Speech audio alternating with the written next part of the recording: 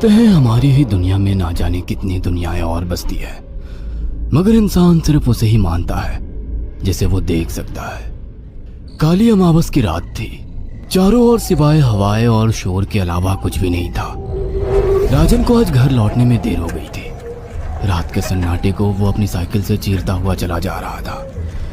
वो गांव की नदी तक पहुंचा ही था कि तभी उसे नदी के पास एक काला साया दिखाई दिया जो नदी के किनारे पानी को घूरे जा रहा था। इतनी रात को नदी के पास देखकर राजन के ना जाने क्यों रोंगटे खड़े हो गए। उसे ऐसा महसूस हुआ मानो उसके पैर साइकिल के पैडल पर जम गए हो।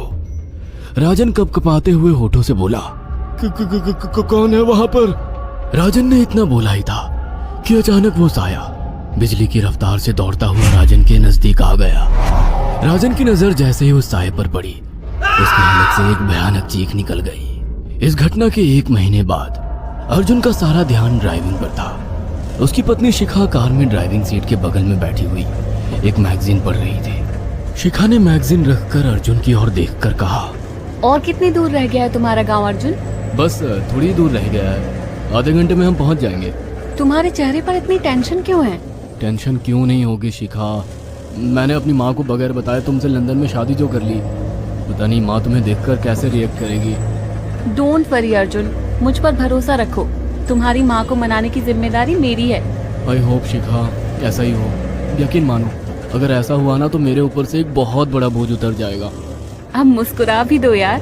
अच्छा, तुम बता रहे थे कि गांव में तुम्हारी बहुत बड़ी हवेली बनी हुई है, कुछ बताओ ना अपनी हवेली के बारे में। अरे 15 मिनट में हम वैसे भी पहुंचने वाले हैं, तुम खुद देख लेना।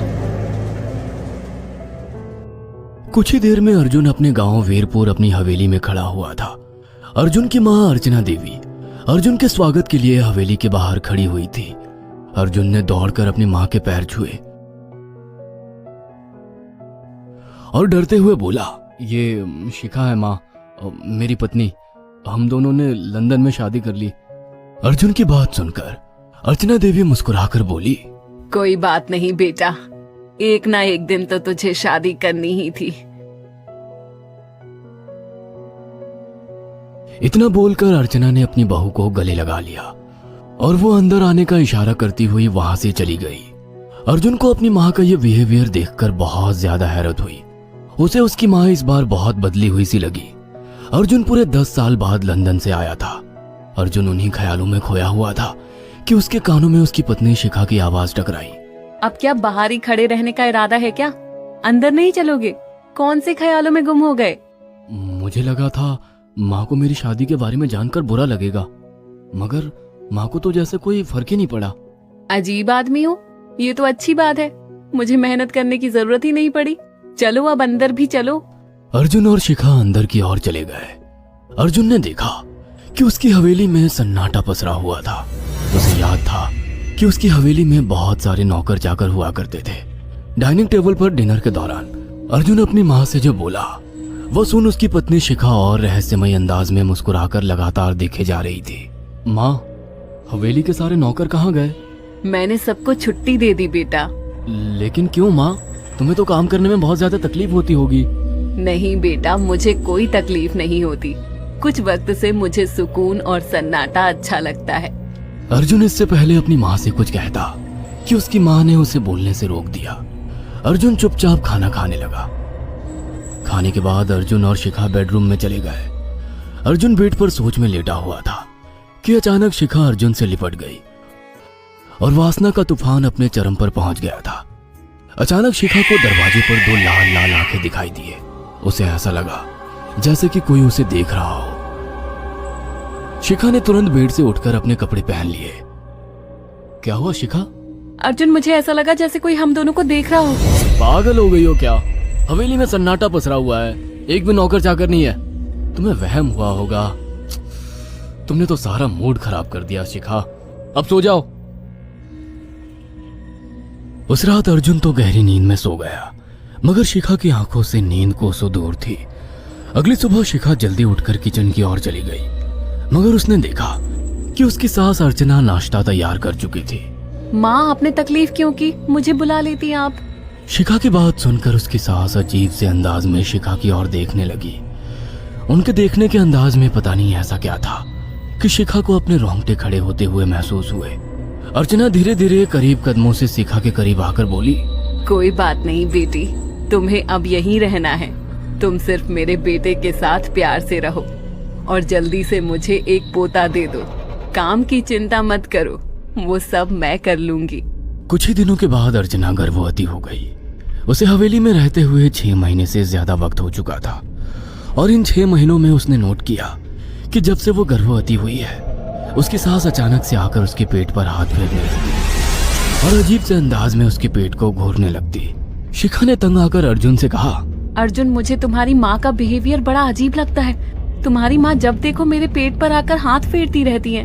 अरे माँ को अपने पोते के आने का बेसब्री से इंतजार है शिखा, इसमें अजीब लगने वाली क्या बात है?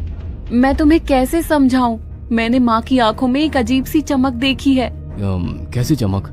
शिखा के मुंह से अचानक से एक अल्फाज निकल गया, जैसे किसी डायन की आंखों में होती है। शिखा की बात सुनकर अर्जुन का गुस्सा 7वें आसमान पर पहुंच गया। वो गुस्से से चीखते हुए बोला, खबरदार शिखा, आगे एक शब्द मेरी माँ के खिलाफ मत निकालना, नहीं तो मुझसे बुरा कोई नहीं होगा। तुम्हें शर्म आनी चाहिए शिखा।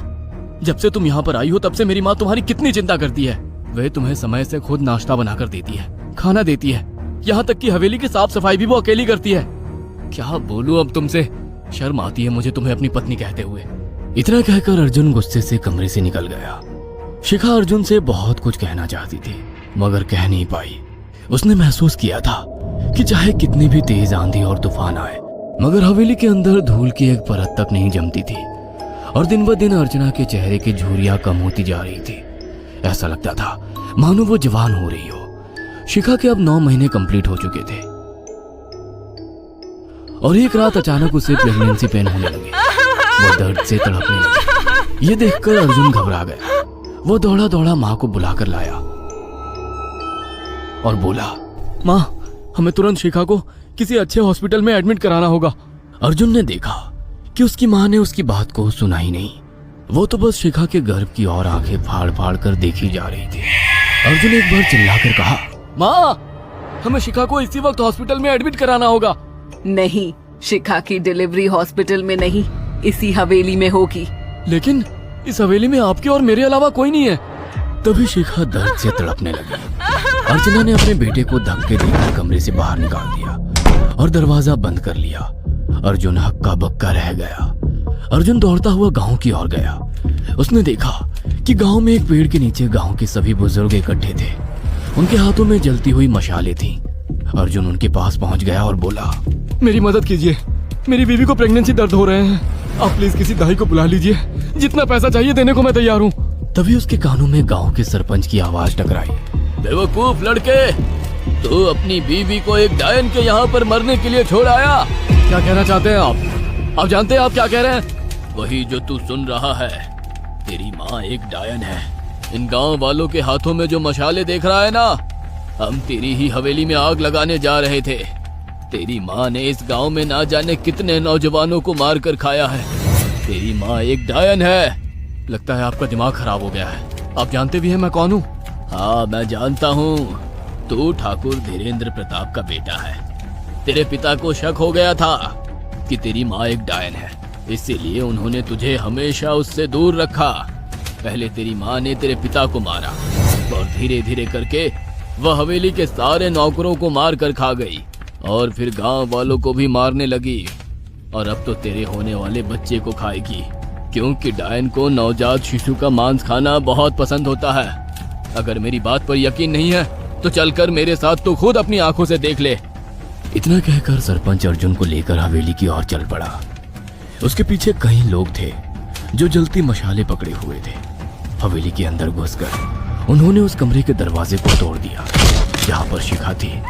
कमरे का मंजर देखकर अर्जुन के रोंगटे खड़े हो गए। उसने देखा कि उसकी माँ एक बेहद भयानक रूप में उसके बच्चे का मांस खा रही थी और उसकी पत्नी शिखा फर्श पर मरी हुई पड़ी थी और पूरा फर्श खून से लाल था। अर्जुन को अपनी आंखों पर यकीन नहीं आ रहा था कि तभी उसकी माँ उसके ऊपर झपटी। सरपंच ने चीखकर कहा, अरे इस डायन को आग लगा दो, जिंदा जला दो इसे और साथ ही इस हवेली को भी। सभी लोगों ने जलती हुई मशाले डायन के ऊपर फेंक दी। देखते ही देखते डायन दर्द से चीखने और चिल्लाने लगी और कुछ ही देर में वो जलकर राख हो गई। हवेली में आग लगते ही सभी लोग अर्जुन को खींचकर बाहर ले आए। अगले दिन अर्जुन अपनी पत्नी की यादें साथ लेकर आंखों में आंसू लिए दोबारा लंदन वापस चला गया। अगर आपको हमारी ये कहानी पसंद आई हो तो इसे लाइक और शेयर करना ना भूलें।